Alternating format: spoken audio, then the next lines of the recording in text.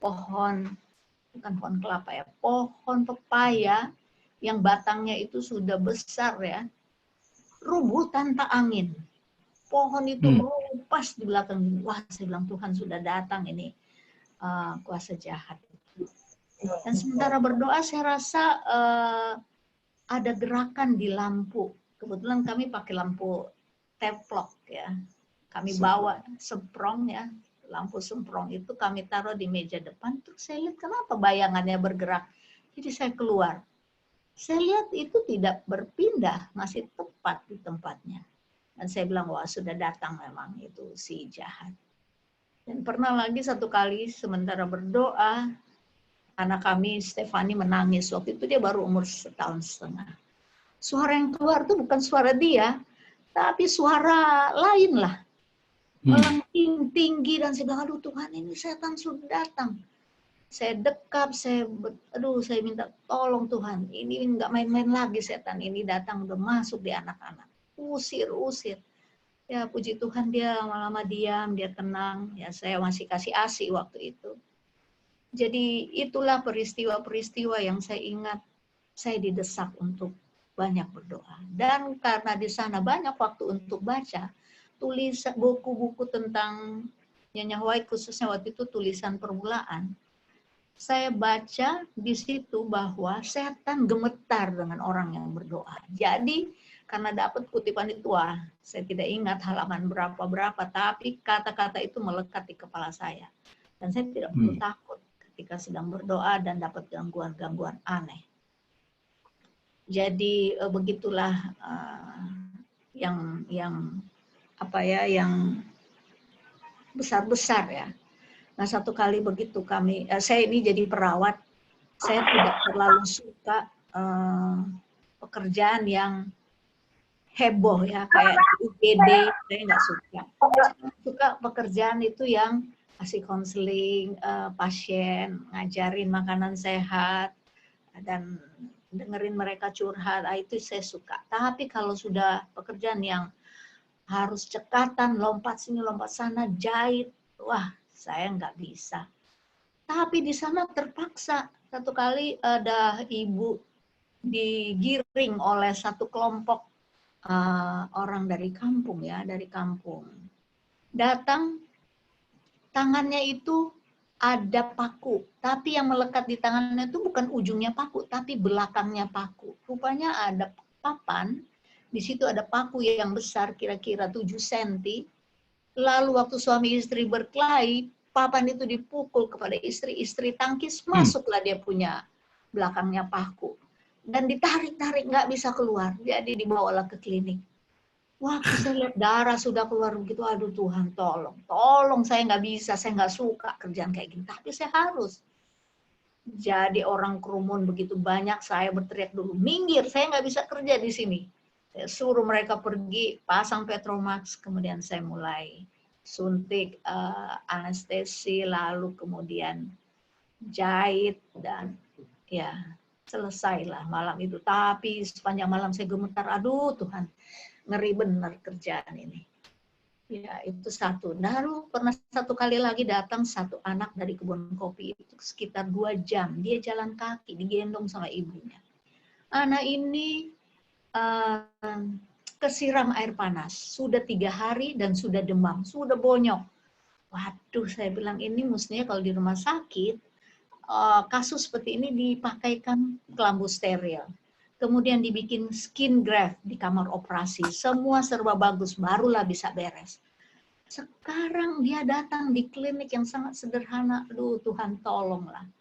Nah, pas Rabu malam kami berdoa, saya usulkan namanya, lalu penjual buku datang. Dia bilang, Ibu, itu kalau luka bakar, suruh saja mamanya itu kunyah daun ende. Lalu sembur di lukanya. Kayak mana?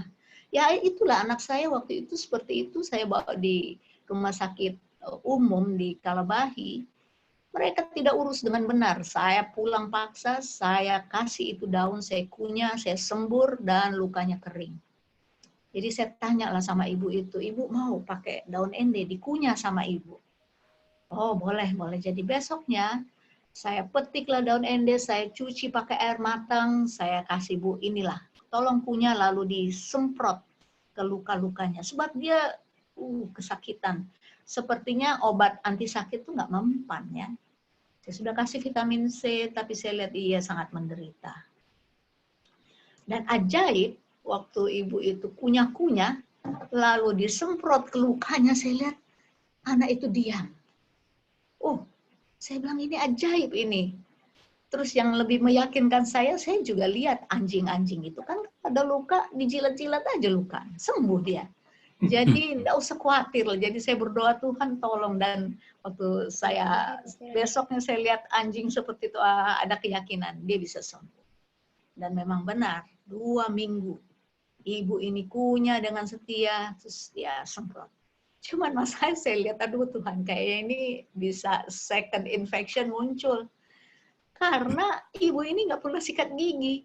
Saya kan cuci dengan air minum, bersih-bersih. Tapi dia kunyah, dia nggak sikat gigi nih ibu. Tapi saya bilang, aduh Tuhan tolonglah, doa saya, dengar. Saya nggak mau gagal, pendeta Sitorus ngintip-ngintip. Masa orang medis kerjanya kayak gini? Ya saya bilang, udah diam-diam berdoa saja. Jadi memang ibu itu bekerja seperti itu. Jadi besok saya hanya pantau lukanya, bersihkan seperlunya, tidak boleh dikupas. Sampai akhirnya luka-luka itu melotok.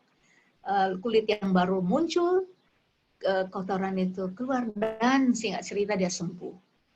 Waduh, saya bilang ini luar biasa. Dan ibu itu tanya berapa ini bayarnya. Nggak usah bayar karena ibu yang obati sendiri. Ibu yang ngunyah. Saya hanya kasih vitamin C dan itu tidak mahal ya. Jadi singkat cerita, pulanglah dia bawa, dia sempat kasih saya 1 ekor ayam. Ibu suster, ibu dokter dia panggil saya itu, bawalah ini.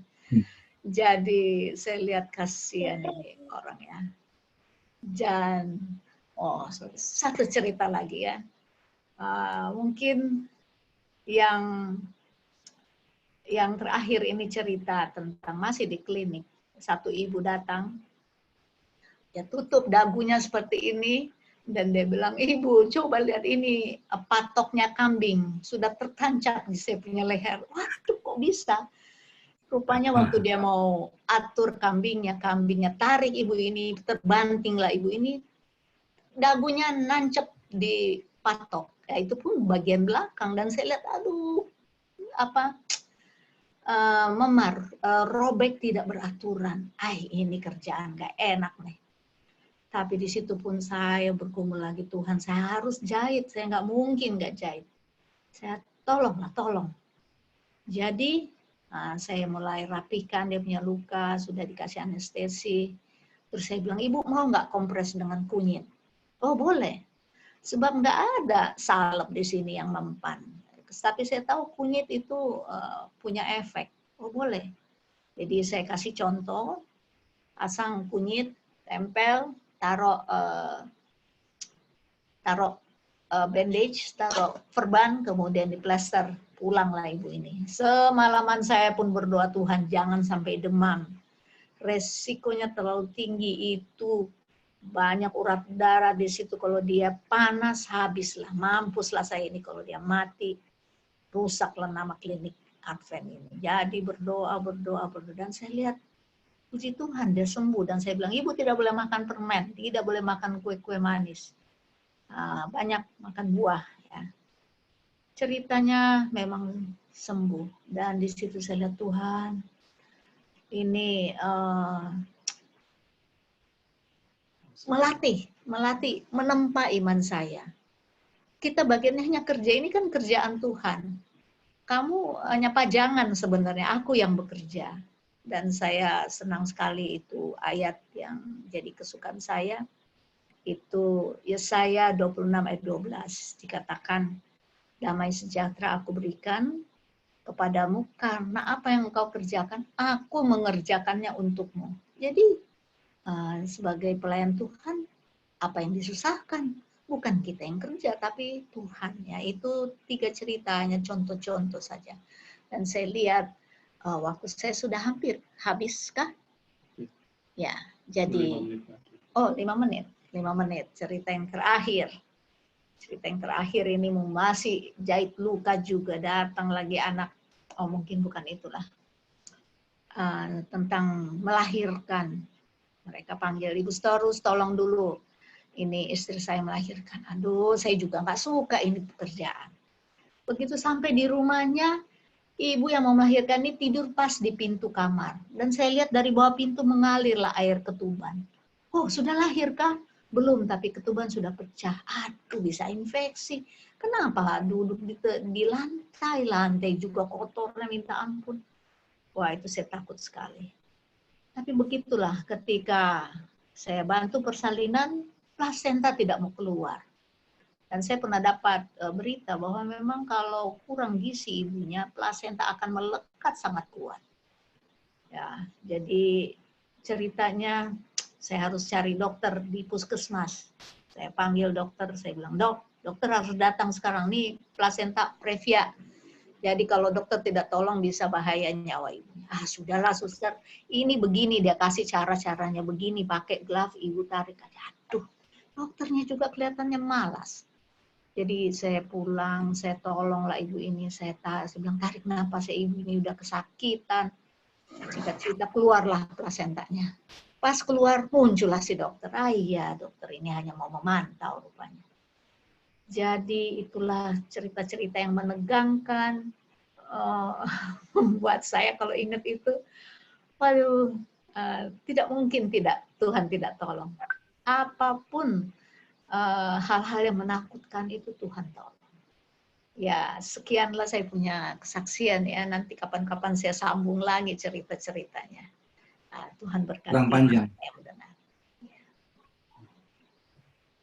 Kurang panjang. Hah? Kurang panjang. Kurang panjang. Nanti pendeta punya waktu habis. Tapi mau dengar pendeta bicara juga. Ya. Oke. Sudah 15 menit pas Ya. 15 menit. Ada timekeeper di sini. Oke. Senang dengarnya. Amin, terima kasih Ibu Christine atas kesaksian yang begitu indah, pengalaman yang luar biasa. Ya, Ibu bercerita, saya membayangkan kejadiannya. Biarlah setiap kesaksian diberikan boleh menguatkan iman kita. Saudaraku yang kekasih, selanjutnya kita akan mendengarkan sebuah lagu istimewa yang akan dibawakan oleh Censya dan Jelvian dari Ambon. Kami persilakan. Selamat Sabat untuk semua yang ada malam hari ini bersama dalam ibadah 100 hari berdoa. Selamat Selamat Sabat. Selamat Sabat. Lagu yang akan kami bawakan menceritakan tentang kebesaran dan keagungan Tuhan dan bagaimana kita berterima kasih kepada Allah kita yang walaupun kita sekarang ini ada dalam situasi yang mau dibilang lumayan tidak menyenangkan. Dalam pandemi COVID-19 ini banyak hal yang terjadi dalam hidup kita. Namun saya yakin bahwa saya maupun Bapak Ibu semuanya percaya bahwa Tuhan tidak akan pernah meninggalkan kita. Apapun yang terjadi, Ia akan selalu bersama-sama dengan kita. Oleh karena darahnya kita diselamatkan. Dan untuk segala kebaikannya, untuk segala kemurahan yang Tuhan berikan, kepujian dan kemuliaan hanya bagi nama Tuhan. To God be the glory.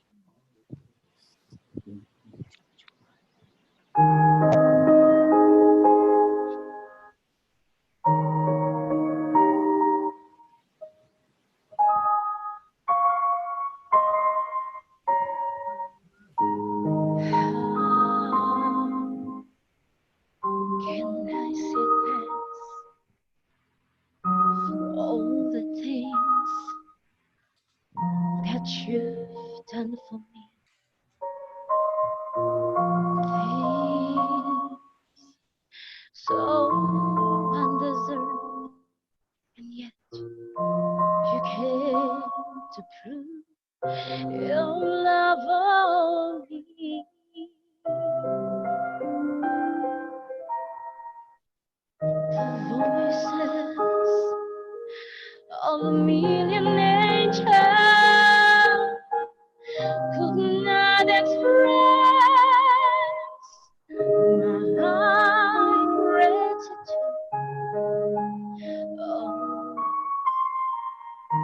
that I am and ever hope to be.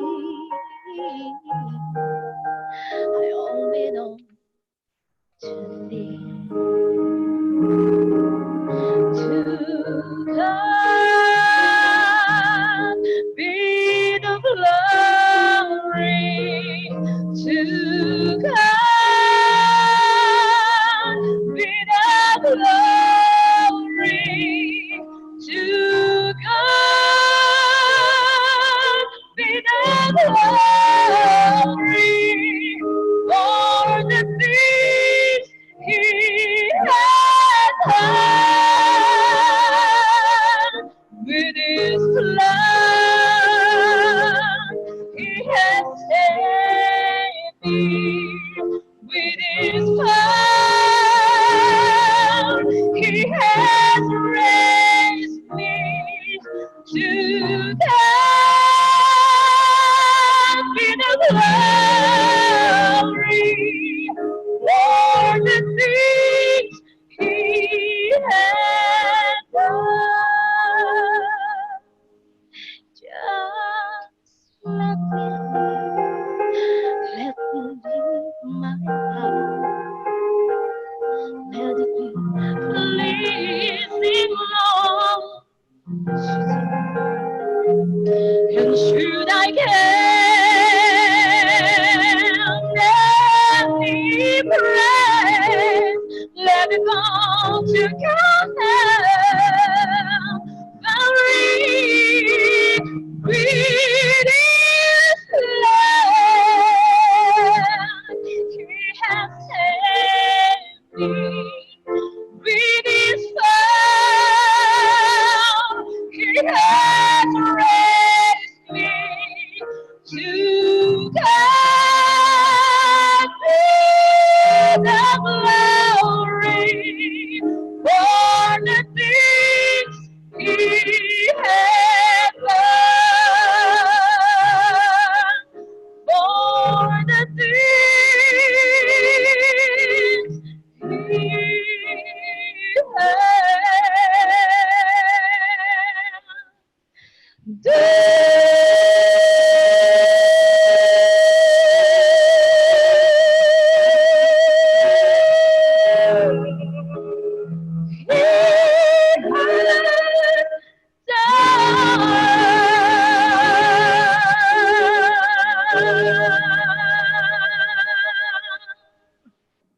Amin. Amin. Amin. Puji Tuhan. Puji Tuhan untuk lagu pujian yang luar biasa, sangat merdu sekali dari Ambon, Jensya dengan Gelvian. Tuhan memberkati. Saudaraku yang kekasih, malam hari ini kita sudah memasuki malam yang ke-29. Dan kita akan mendapatkan berita firman yang istimewa yang akan disampaikan oleh Pendeta Hizkia Israel Misa. Beliau adalah Director Stewardship General Conference dari United States of America. We would like to give Pastor Misa. Wakil Direktur. Wakil Direktur. Iya. Okay. Wakil Direktur Pelayanan ya. Oke, dari Amerika Serikat. Waktu dan tempat kami persilakan, Pendeta Misa.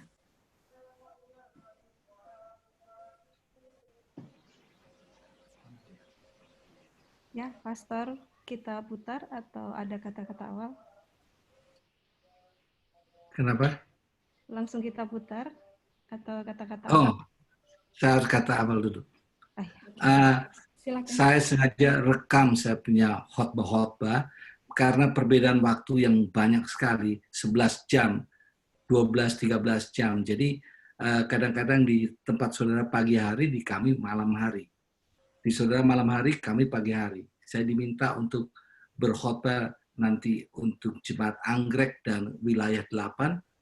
Itu mereka minta acara akan dimulai pukul 9. Itu sudah jam 10 malam di kami. Jadi kalau saya berbicara, mereka minta saya memberikan seminar, paling sedikit 1-2 jam itu, maka saya akan berbicara sampai jam 12:30 malam. Itu sebabnya cara yang terbaik adalah membuat rekaman. Jadi yang berikut ini, khotbah saya itu bukan renungan saya itu saya rekam supaya jam berapapun diputar tetap bisa diikuti. Lalu nanti dalam pokok doa tolong doakan juga ada 80 anggota kita di New York yang mati, dan pagi ini menurut berita hari Jumat pagi ini di Amerika sudah 49.963 orang yang mati. 27 orang lagi pas 50.000. Itu bukan jumlah kecil.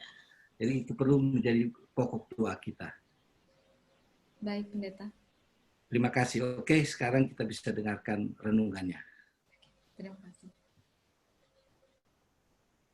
Selamat hari Sabat, saudaraku yang kekasih dalam Kristus, di rumah atau di mana saja Anda berada saat ini. Senang bisa berbakti dan berdoa bersama dengan umat-umat Tuhan yang seiman dan sepengharapan di malam ke-29 dari program 100 hari berdoa ini. Terima kasih saya ucapkan kepada Saudari Vera Manalu yang telah mengundang saya menjadi sebahagian dari acara yang sungguh memberi berkat rohani yang limpah serta kekuatan iman di saat yang tidak menentu sekarang ini.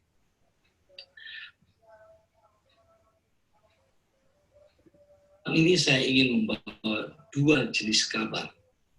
Yang pertama adalah kabar buruk. Tidak banyak orang yang suka mendengar kabar buruk, namun tetap saya harus membagikannya. Tahukah saudara, saat ini terdapat beberapa persamaan dari semua penduduk dunia apapun kebangsaannya.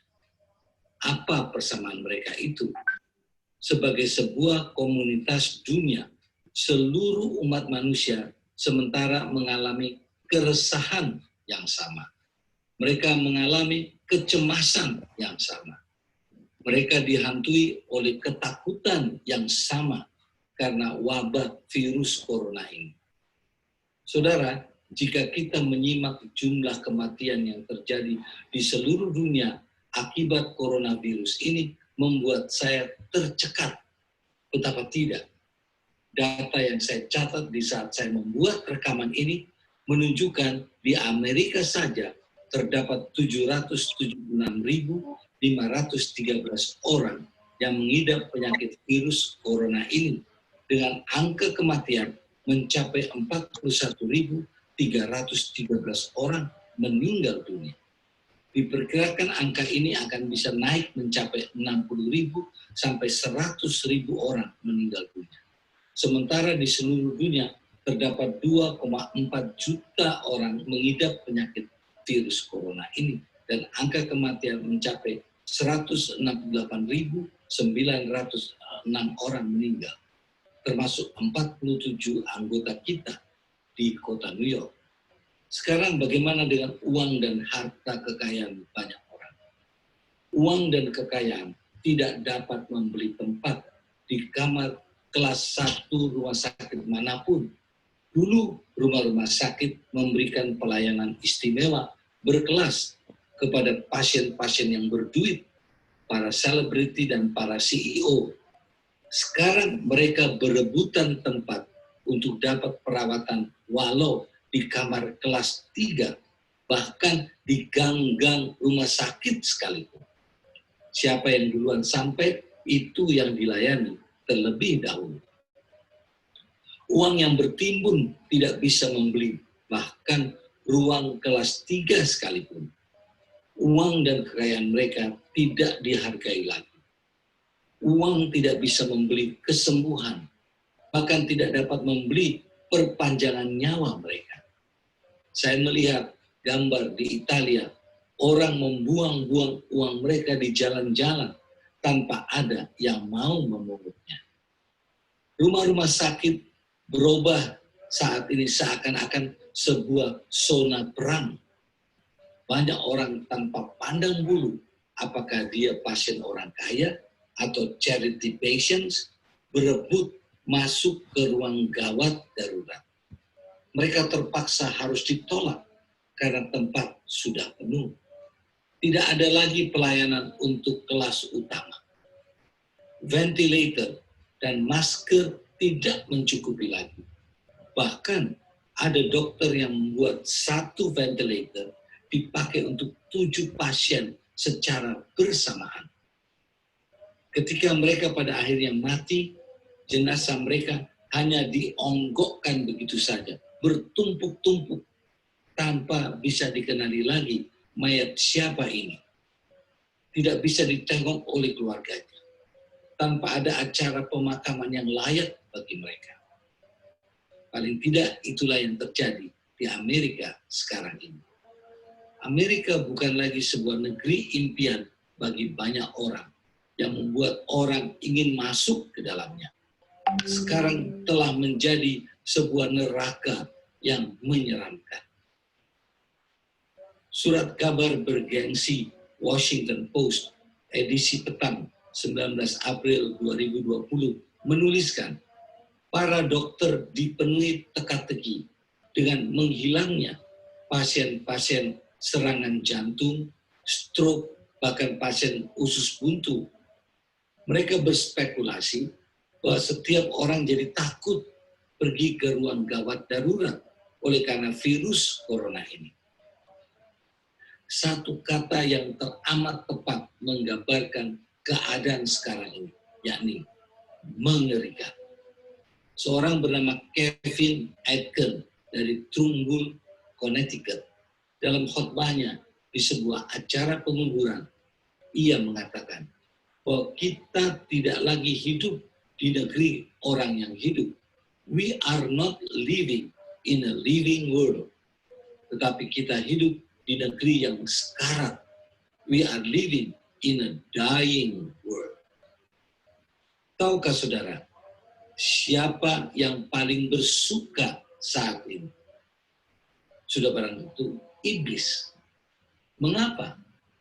Yesus mengatakan di dalam Yohanes 8 ayat 44, iblislah yang menjadi bapamu dan kamu ingin melakukan keinginan bapamu. Ia adalah pembunuh manusia sejak semula dan tidak hidup dalam kebenaran. Sebab di dalam dia tidak ada kebenaran. Apabila ia berkata dusta, ia berkata atas kehendaknya sendiri. Sebab ia adalah pendusta dan bapa segala dusta. Pertanyaannya sekarang, adakah pengharapan bagi dunia kita ini? Jawabannya ada. Karena jika tidak ada pengharapan, sungguh malang nasib kita. Di Amerika ada sebuah iklan yang memperkenalkan produk mereka bernama Calm, tenang. Komersial TV Calm ini mengatakan, jangan buat apapun selama 30 detik. Aplikasi mobile ini mengajak pemirsa untuk selama 30 detik di hari itu untuk duduk santai dan jangan melakukan apapun juga. Kita diajak untuk berlaku apatis, masa bodoh, menunjukkan atau merasa tidak menaruh minat, tidak bersemangat, atau tidak peduli. Jangan lakukan apapun juga. Hal ini seperti lagu John Lennon yang berjudul Imagine. Tidak melakukan apapun juga, hanya berangan-angan saja. Imagining. Lirik lagunya berbunyi, bayangkan tidak ada sorga. Mudah jika Anda mencobanya. Tidak ada neraka di bawah. Di atas kita hanyalah langit. Bayangkan semua manusia yang hidup sekarang. Bayangkan tidak ada negara-negara tidak sukar untuk melakukannya. Tidak ada yang membunuh atau mati. Dan tidak ada agama juga. John Lennon adalah seorang ateis yang dengan lantangnya menyanyikan lagunya yang berjudul God, Allah. Liriknya berbunyi sebagai berikut. Allah itu hanyalah sebuah konsep pemikiran. Dengan mana kita mengukur rasa sakit kita. Ya, ulangi lagi, Allah itu hanyalah sebuah konsep dengan mana kita mengukur rasa sakit kita. Kemudian dia sebutkan 15 hal yang ia tidak percaya, termasuk saya tidak percaya tentang hal-hal yang magic, hal-hal yang gaib. Saya tidak percaya Alkitab. Saya tidak percaya Yesus. Lalu ia menutup lagunya itu dengan mengatakan, I just believe in me and Yoko. Yoko adalah nama istrinya. Jadi dia hanya percaya 2 orang saja di dunia ini, yaitu dirinya sendiri dan istrinya saja. Berbeda dengan umat Tuhan, kita diminta untuk melakukan sesuatu, bukan jangan melakukan sesuatu. Bukan hanya berangan-angan semata. Sebagai umat Tuhan, apa yang harus kita lakukan? Saat ini kita sementara melakukan sesuatu yang benar untuk dilakukan, yakni kita berdoa kepada Allah kita. Itulah yang membuat perbedaan antara mereka yang tidak percaya Tuhan dengan yang percaya Tuhan. Baiklah, jika ada kabar buruk, tentu ada juga kabar baik. Nah, apa kabar baik untuk kita malam ini? Allah berfirman, dicatat di dalam kitab Yesaya 41 ayat yang ke-10. Janganlah takut, sebab aku menyertai engkau. Janganlah bimbang, sebab aku ini Allahmu.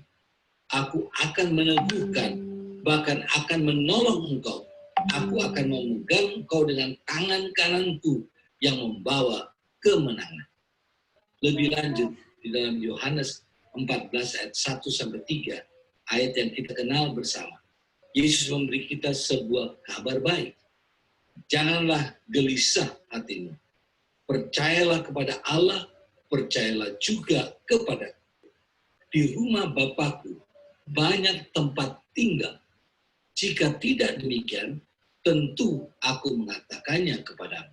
Sebab aku pergi ke situ untuk menyediakan tempat bagimu. Di ayat yang ketiga. Dan apabila aku telah pergi ke situ dan telah menyediakan tempat bagimu, aku akan datang kembali dan membawa kamu ke tempatku, supaya di tempat di mana aku berada, kamu pun berada. Saudara, janji ini begitu indah. Dan ini adalah sebuah janji yang benar. Oleh karena Yesus Kristus, Juru Selamat saya, yang mengatakannya, saya mempercayainya. Dia pasti akan menepati janjinya. Bagaimana saya bisa begitu pasti tentang hal itu? Itu karena Yesus Kristus menjanjikannya. Alkitab saya, Alkitab Anda mengukuhkannya. Para rasul hidup dan mati dengan pengharapan ini. Karena itu, saya yakin dia akan datang kembali. Satu hal yang penting untuk kita ketahui, kedatangannya itu bersifat imperatif. Apa artinya? Imperatif artinya hal itu penting dan perlu. Hal itu dinubuatkan di dalam Alkitab. Itu menuntut perhatian serta tindakan kita. Hal itu bersifat imperatif dan sangat mendesak. Itu harus terjadi. Apakah kita menyukainya atau tidak? Apakah kita bersedia atau tidak? Dia pasti akan datang. Nubuatan tentang kedatangan yang pertama ke dunia ini sudah digenapi dengan amat tepatnya. Kelahirannya di Bethlehem sudah digenapi. Kematiannya di kayu salib untuk menebus kita dari dosa sudah digenapi. Kebangkitan yang penuh dengan kemenangan sudah terjadi. Kenaikannya yang ke surga sudah terjadi. Nah, sekarang tinggal janji tentang kedatangannya yang kedua kali. Itulah yang menjadi kabar baik yang kita sementara tunggu dan tidak lama lagi akan terjadi. Sekarang kabar yang lebih baik. Kedatangannya itu akan bersifat literal. Sesungguhnya secara fisik ia tidak akan datang diam-diam secara roh lalu melakukan pengangkatan secara rahasia. Dia akan datang terlihat. Kita akan melihat dengan mata kepala kita sendiri bila mana dia datang. Di dalam pengalaman hidup saya ada dua peristiwa yang luar biasa yang Tuhan izinkan saya untuk melihatnya dengan mata kepala saya sendiri. Yang pertama, ketika saya berkunjung ke Penropong Bintang di Tomok,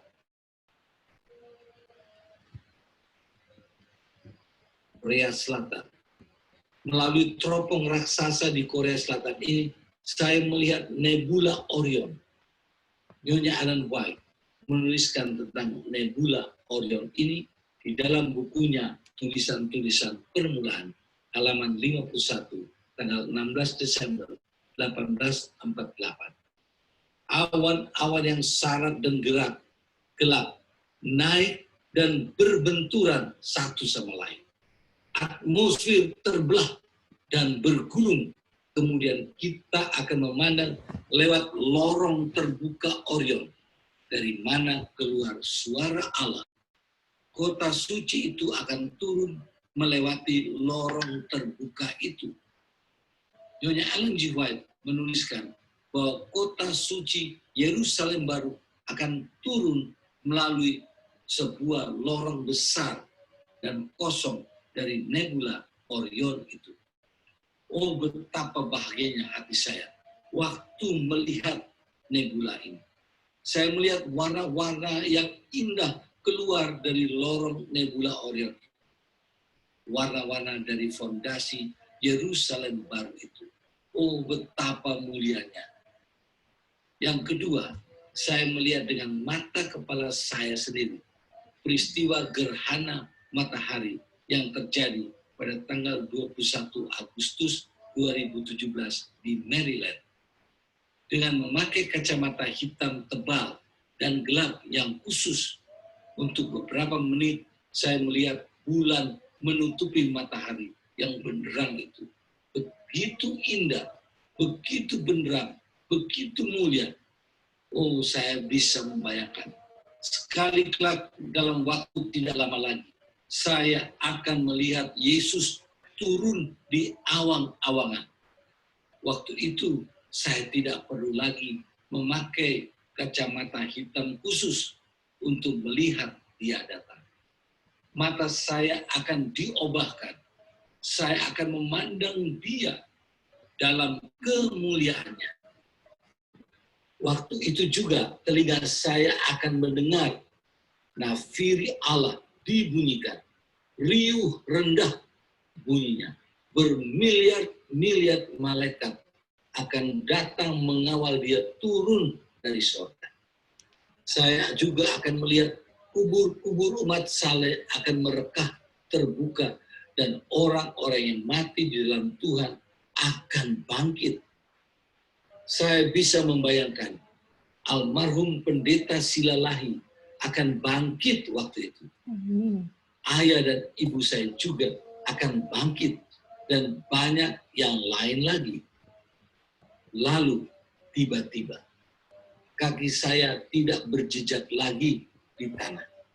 Saya akan terangkat ke awang-awangan bersama-sama saudara-saudara dari berbagai belahan bumi manapun.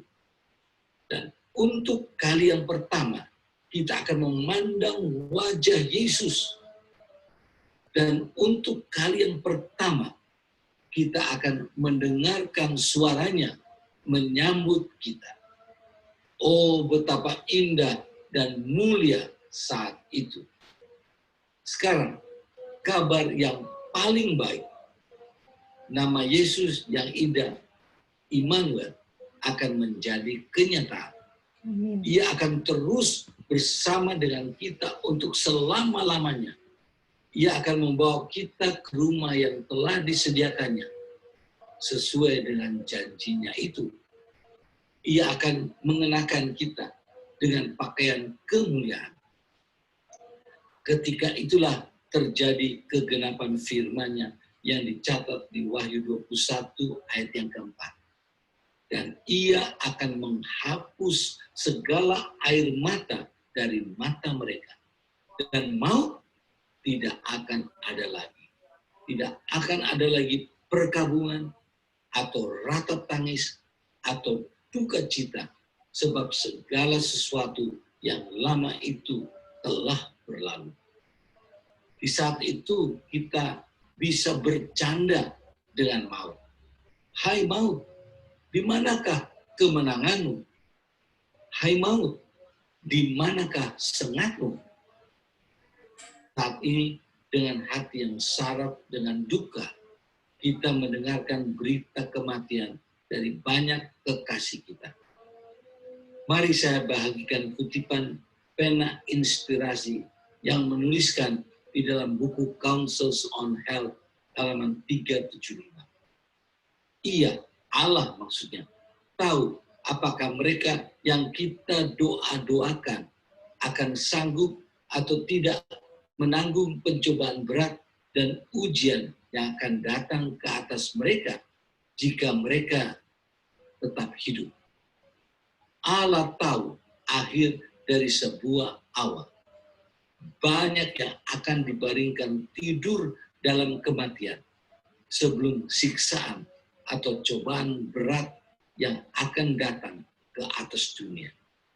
Lebih lanjut, Nyonya Ellen G. White menuliskan dalam bukunya The Great Controversy, halaman 566.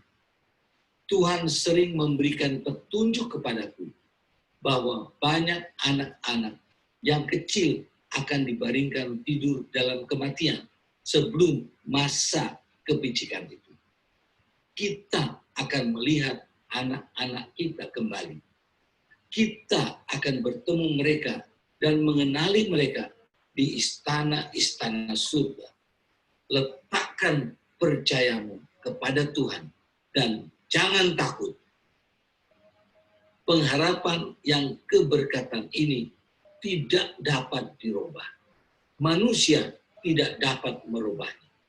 Politisi dunia tidak dapat merubahnya.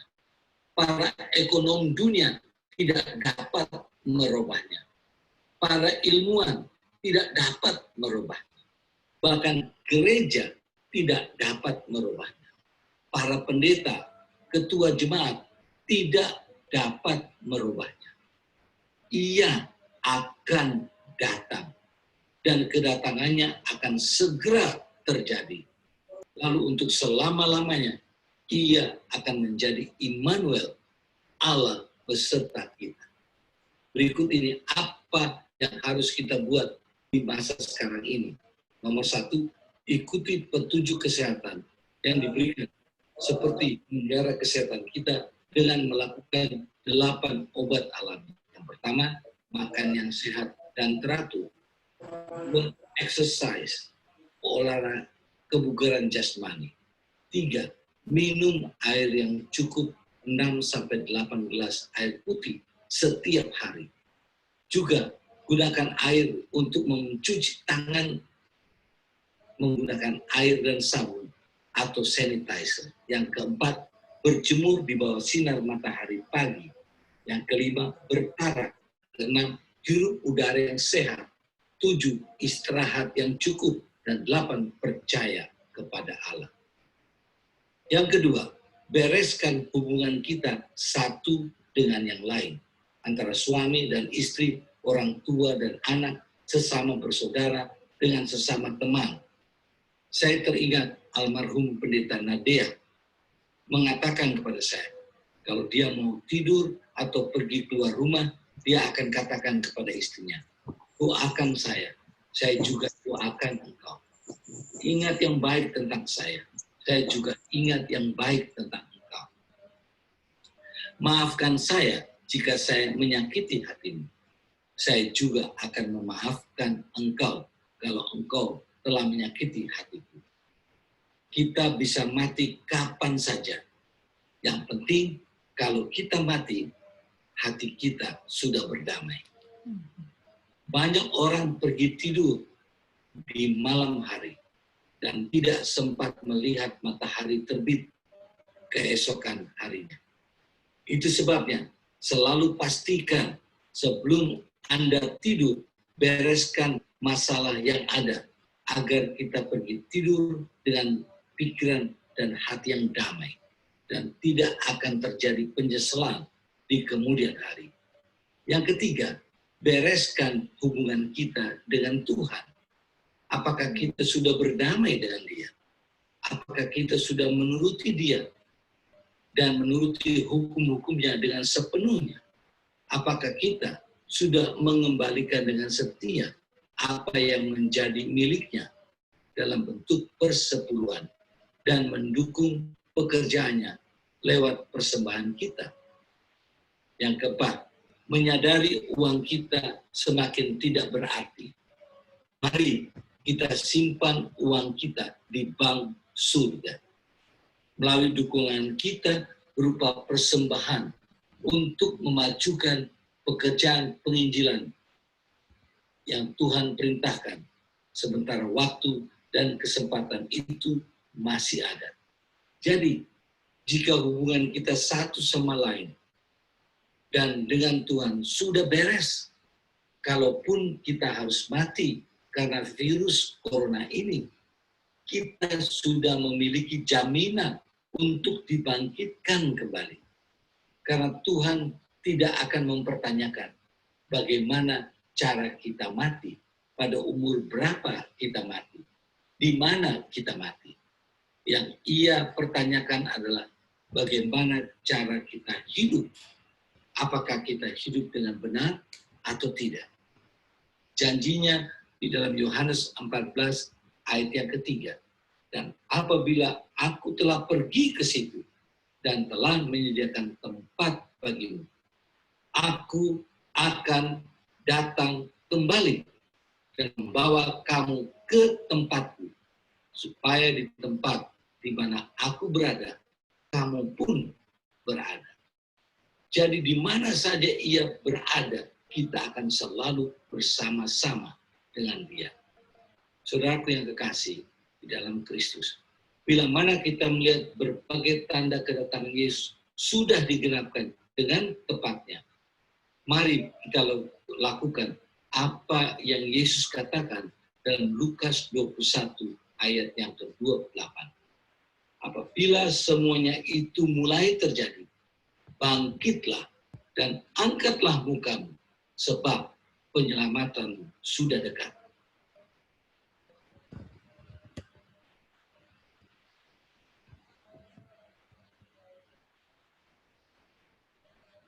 Ya. Kembali ke Pastor Bisa. Ya. Tidak lama lagi kita akan memandang di horizon. Yesus akan datang. Waktunya tidak lama lagi. Dan itu ada sesuatu yang pasti. Ia akan menjadi Immanuel yang sejati. Allah beserta dengan kita untuk selama-lamanya. Bayangkan, selama-lamanya itu adalah sesuatu waktu tanpa akhir. Kita akan terus hidup dan hidup terus. Kita tidak akan pernah menjadi tua. Coba bayangkan kita akan hidup 1000 tahun. Adakah dari antara saudara yang sudah berumur 1000 tahun? Tidak ada.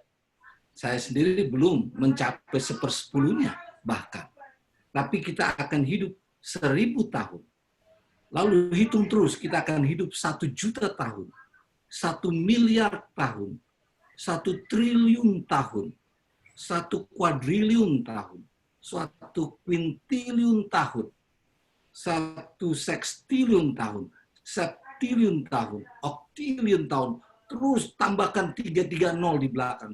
Itu kita akan hidup selama-lamanya. Pendeta Sitorus ini banyak harus berpikir bagaimana untuk membiayai pekerjaan Tuhan, bagaimana untuk memberikan gaji para pendeta dengan budget yang terbatas. Yesus kita budgetnya tidak terbatas. Dia tidak pernah mengalami devaluasi, inflasi. Dia tidak pernah mengalami masa paceklik keuangan. Semua apa yang dia sediakan itu akan ada selama-lamanya. Tidak peduli berapapun banyaknya yang akan dia selamatkan. Kalau sekarang pendeta Sitorus, Anda harus berpikir, wah ini pendeta ini anaknya banyak. Nanti kalau dia anak-anak ini sudah usia masuk ke universitas, biayanya tambah mahal. Jadi seringkali saya pernah menjadi ketua conference, saya tahu bagaimana mengatur anggaran biaya pekerjaan Tuhan. Jadi kita lihat, kalau ini pendeta ini anaknya sudah besar-besar, wah ini pengeluaran akan banyak. Kalau masih SD, oke lah masih boleh ditangani. Tapi bagi Yesus kita, dia punya resources tidak terbatas. Dan itu untuk selama-lamanya. Tidak akan pernah berhenti ada, terus ada. Kesitulah arah pikiran kita harus tujukan. Kita ajak anggota-anggota kita untuk mari kita hidup semakin setia kepada dia. Mari kita dukung pekerjaannya. Mari kita bereskan hubungan kita satu sama lain. Tadi saya sudah sebutkan. Bereskan hubungan kita, suami istri, orang tua anak, anak ke orang tua, siblings, sesama bersaudara, dengan tetangga, dengan teman. Bereskan. Seperti yang pendeta Nadia katakan, saya selalu bilang kepada istri saya kalau saya mau pergi, doakan saya pun akan doakan engkau. Maafkan saya kalau saya berbuat salah kepadamu, saya juga akan memaafkan engkau kalau saya telah tersinggung perasaan saya oleh kamu. Bereskan hubungan kita. Sehingga kalau kita pergi tidur, kalau semua sudah beres, kita tidur dengan damai. Kalau pun tidak sempat kita bangun keesokan paginya, tidak akan ada penyesalan. Karena kita sudah berdamai satu sama lain. Dan janji kebangkitan akan diberikan kepada semua kita, akan menjadi kenyataan. Lalu kita akan hidup selama-lamanya. Saudaraku, mari kita semakin setia kepada Tuhan. Mari kita semakin mendukung pekerjaannya. Saling mendoakan. Doakan pimpinan-pimpinan pekerjaan Tuhan. Mulai dari General Conference, pendeta Ted Wilson, kemudian ke divisi kita, pendeta Samuel, lalu sampai ke uni kita, pendeta Stugi Sitorus, conference kita, pendeta Marbun yang mungkin mudah-mudahan sudah sembuh, itu terus menjadi pokok doa kita. Lalu doakan juga pimpinan pendeta-pendeta di jemaat. Biarlah kiranya kita semuanya didapati hidup setia, saling mendoakan, saling mendukung. Dan ini bukanlah waktunya di mana kita bertengkar satu sama lain. Ini bukanlah waktunya di mana kita bertikai, saling menuduh, mempersalahkan orang lain. Inilah waktunya di mana kita saling mendoakan. Tuhan kiranya memberkati. Mungkin saya sudah bicara terpanjang. Terima kasih Vera Manalu yang sudah memberikan kesempatan bagi saya. Walaupun rekamannya kelihatannya tidak terlalu jelas, tapi bisa dimengerti. Ya. Kabarannya bisa dimengerti. Mudah-mudahan Tuhan memberkati Roh Kudus yang akan menolong kita memahami, mengerti pekabaran malam hari ini. Amin. Dan pekerjaan Tuhan akan semakin diberkati, semakin bertumbuh. Satu lagi saya mau tambahkan, saya dapatkan laporan keuangan. Ternyata di masa paceklik sementara yang terjadi saat ini, sementara orang lagi sulit untuk mendapat pemakanan, keuangan dan sebagainya, justru orang sekarang semakin banyak memberi, persembahan semakin bertambah. Mari kita dukung pekerjaan Tuhan dengan berikan kepada Tuhan. Kita punya keuangan yang ada, kita simpan di bank surga. Tuhan memberkati. Amin. Terima Amin. kasih, Pastor. Terima kasih Pendeta Hizkia Misa untuk pekabaran yang indah malam hari ini, pengharapan di tengah badai. Biarlah ini boleh menguatkan masing-masing kita. Tuhan memberkati, Pendeta. Selanjutnya kita akan masuk ke dalam doa syafaat yang akan dibawakan oleh Pendeta Hengki Wijaya, Ketua Daerah Sumatera Kawasan Selatan, dan dilanjutkan Pendeta Sugi Sitorus, Ketua Uni Indonesia Kawasan Barat. Pendeta Hengki akan mendoakan fokus doa hari ini, dan Pendeta Sitorus akan mendoakan usulan-usulan doa dan tambahan usulan dari Pendeta Misa. Boleh dicek suaranya? Pendeta Hengki? Boleh didengar? Oke. Ya. Oke. Kita bersatu dalam doa. Oke. Mari kita bersatu dalam doa. Yang bisa bertelut mungkin boleh bertelut. Atau posisi yang paling enak yang kita boleh ambil.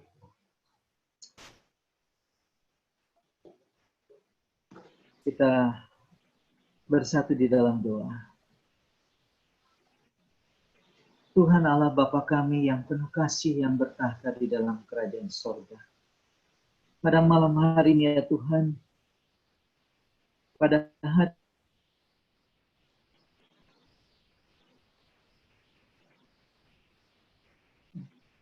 datang ke hadirat-Mu ya Tuhan. Sementara dunia mengalami kesusahan oleh karena pandemi COVID-19, kami umat-umat Tuhan boleh melalui aplikasi Zoom, kami boleh mengadakan perkumpulan, bertatap muka melalui media, handphone ataupun laptop yang kami gunakan dengan saudara-saudara seiman di bawah arahan daripada Korwil Lampung.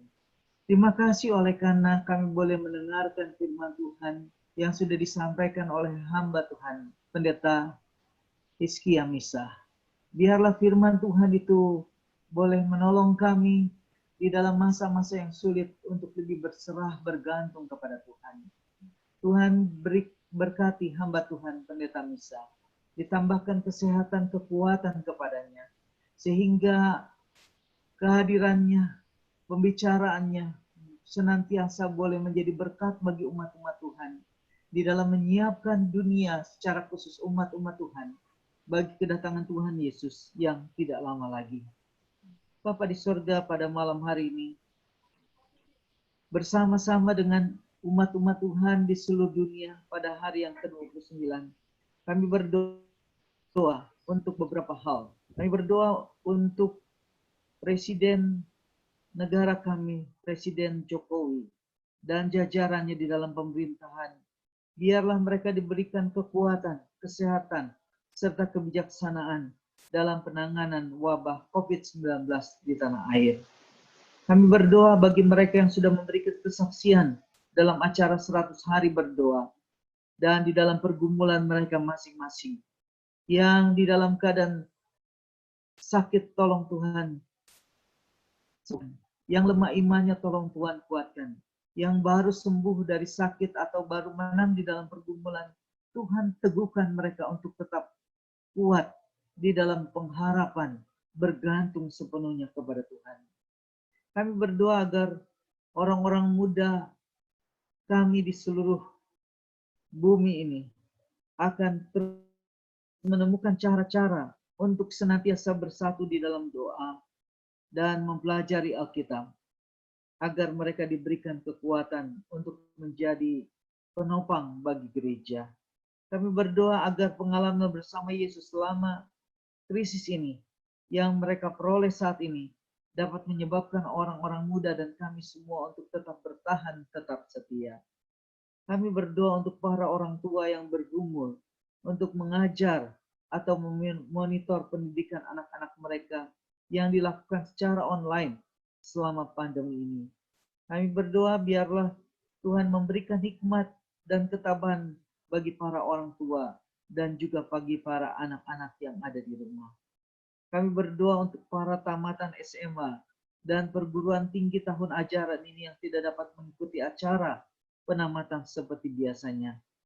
Kami berdoa mohon ketabahan untuk mereka dan tuntunan untuk rencana-rencana yang mereka harus buat untuk masa depannya.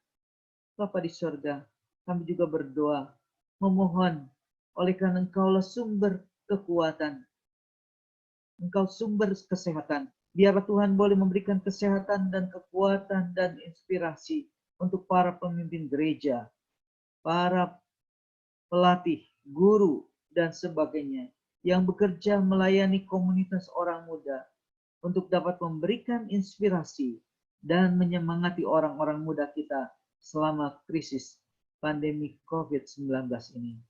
Kami berdoa ya Tuhan untuk kampanye KKR online, harapan dibangunkan dari It Is Written yang baru saja dimulai. Ada banyak sekali kendala dan kami tahu bahwa musuh sekarang sementara bekerja keras untuk menghalangi berlangsungnya program ini. Namun kami tahu bahwa Engkau adalah Allah yang Maha Kuasa. Sebagaimana nabi-nabi, tokoh-tokoh pada zaman Alkitab boleh bergantung kepada Tuhan. Para pionir kami boleh bergantung kepada Tuhan. Maka di dalam saat sekarang ini, kami yakin bahwa kami juga boleh bersandar, bergantung sepenuhnya kepada Tuhan. Agar KKR yang sangat penting ini boleh berjalan dengan baik. Kami berdoa ya Tuhan untuk seluruh yang mengikuti acara 100 hari berdoa melalui aplikasi Zoom ini. Tuhan memberkati kami supaya tetap sehat. Terima kasih Tuhan untuk mendengarkan doa kami ini. Dan doa ini akan dilanjutkan oleh hamba Tuhan, Pendeta Sugi Sitorus. Bapa dalam sorga, menyambung doa dari hambamu Pendeta Hengki Wijaya, kami juga memiliki usulan-usulan doa yang telah kami peroleh dari mereka yang menyampaikannya kepada panitia. Kami memohon kesembuhan bagi mereka yang sedang sakit, yaitu Pendeta Effendi Sianturi, Bapak Ishak Suherman, Floyd Robok, Pendeta Ceki Runtu dengan Ibu Nelly Runtu, yang sementara ini masih dirawat di Rumah Sakit Advent Bandung. Demikian juga dengan Pendeta Asep Supriyatna, Ibu Ginting Reike, dan Ibu Lamria Mamora Tambunan, Ibu Lili Pinantoan, Ibu Tutu Roong, mertua dari Bapak Budi Darmadi, Bapak D. Pakpahan, Bapak Anton Silalahi, Ibu R. Panjaitan Boru Simbolon, Pendeta Linton Hutagal, Bapak Nofri Langi, dan Bapak Lester Limbong, serta Bapak Jimmy Simanjuntak. Biarlah Tuhan menolong mereka, supaya mereka tetap memiliki hati yang mempercayai Tuhan, bahkan mengasihi Tuhan dengan sepenuh hati mereka. Dan secara khusus para cancer survivor, yaitu Ibu Meina Fernandes Purumanurung, Albert Timotius Maulana, Ibu Betty Pintoko, Ibu Tiomsi Gultom, dan Ibu Dewi Ginting. Bapak, tidak mudah mereka menghadapi penyakit seperti ini. Tetapi kami mohon oleh berkat dan kuasa sorga, mereka juga boleh memiliki penyerahan yang lebih menyempurna kepada Tuhan. Engkau tahu apa yang terbaik bagi mereka. Kami juga bersyukur dan terima kasih untuk kesembuhan yang telah dialami oleh Pendeta Marbun, Pendeta Stephen Rantung, dan Ibu. Bahkan juga bersyukur untuk kelahiran anak dari Ibu Fitri, dan penyertaan serta berkat Tuhan selalu menjadi bagian ibu ini bersama dengan bayinya. Bahkan kami juga mau berdoa khusus bagi para medis dan seluruh pegawai rumah sakit Advent, baik yang ada di Medan, Bandar Lampung, Bandung, bahkan juga Manado, bahkan di rumah sakit yang saat ini melayani khususnya para pasien COVID. Tolong mereka Tuhan, kuatkan mereka, hiburkan mereka. Demikian juga dengan seluruh relawan yang bekerja berada di garda terdepan agar diberikan kekuatan dan kesehatan seperti Dior Manta Tambunan, Yetro Sinambela, Piliana Endang Saputra, dan juga Siska Sari Purba. Kuatkan mereka Tuhan, dan orang-orang muda yang saat ini di masa yang sulit sedang mencari pekerjaan, bahkan juga sedang mencari pasangan hidup juga Tuhan berkati. Dan kami berdoa khusus untuk keluarga Krister Firman, pendeta muda Rolandes yang menunggu kelahiran anak mereka, Tuhan juga berkati mereka. Bahkan juga Bapak Robert Damaling akan mendapat izin perpanjangan visa untuk tinggal di Amerika juga Tuhan berkati. Kami tahu ada juga permohonan-permohonan yang mungkin tidak sampai kepada kami, tetapi Tuhan melihat, Tuhan mengetahui isi hati mereka masing-masing. Biarlah Engkau menjawab sesuai dengan kehendak-Mu. Kami juga bersyukur Bapa karena Pendeta Misah telah memberikan nasihat firman Tuhan yang menguatkan kami semua, supaya pikiran kami selalu tertuju kepada kedatangan Tuhan yang kedua kali, kepada sorga, tempat yang Tuhan sudah sediakan bagi kami semua, sementara kami boleh hidup setia kepada Tuhan dan mengasihi-Mu yang telah terlebih dahulu mengasihi kami.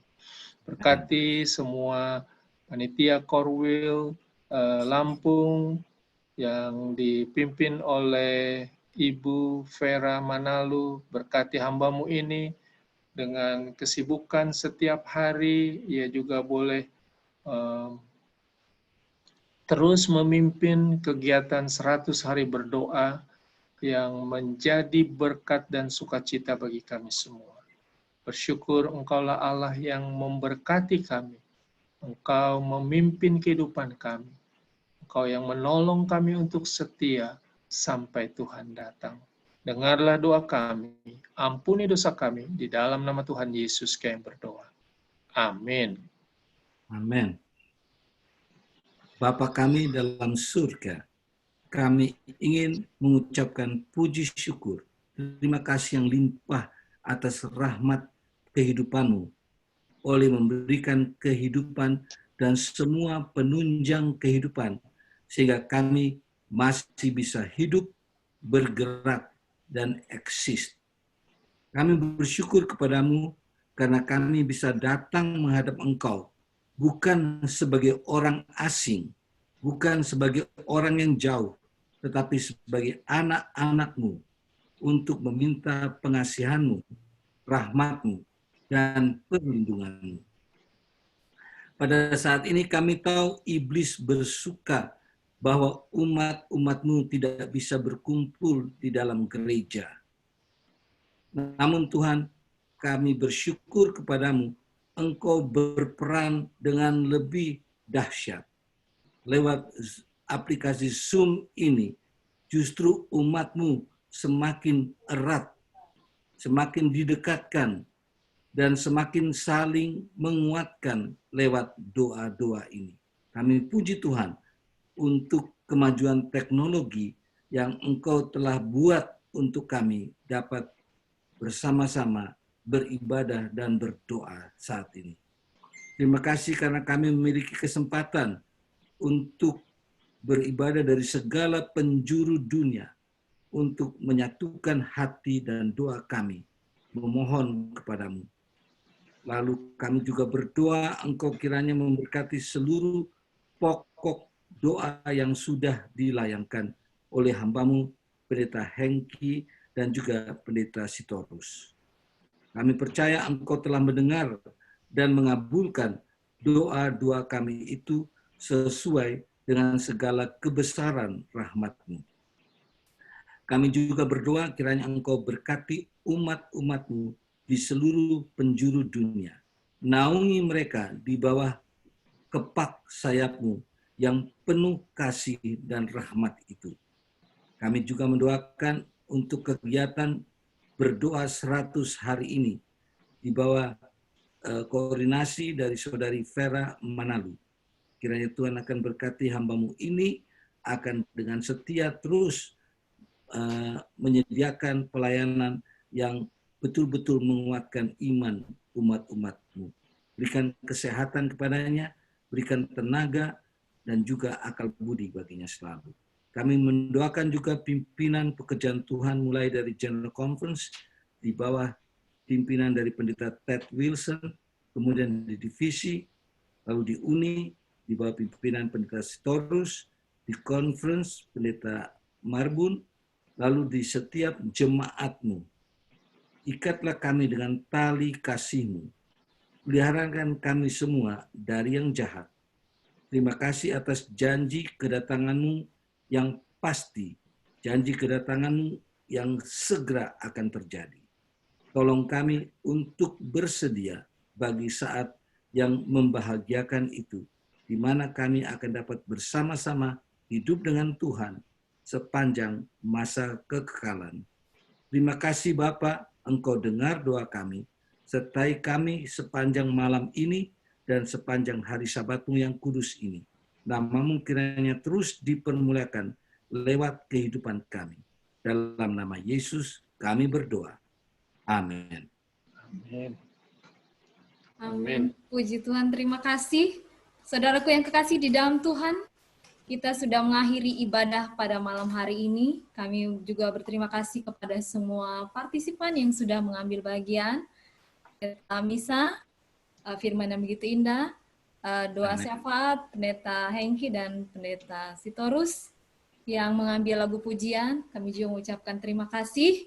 Kami mengundang Anda semua untuk hadir kembali esok malam pada pukul 8 di saluran yang sama. Mohon maaf jika ada yang kurang berkenan, kiranya Tuhan memberkati kita semua. Pengumuman kami persilakan.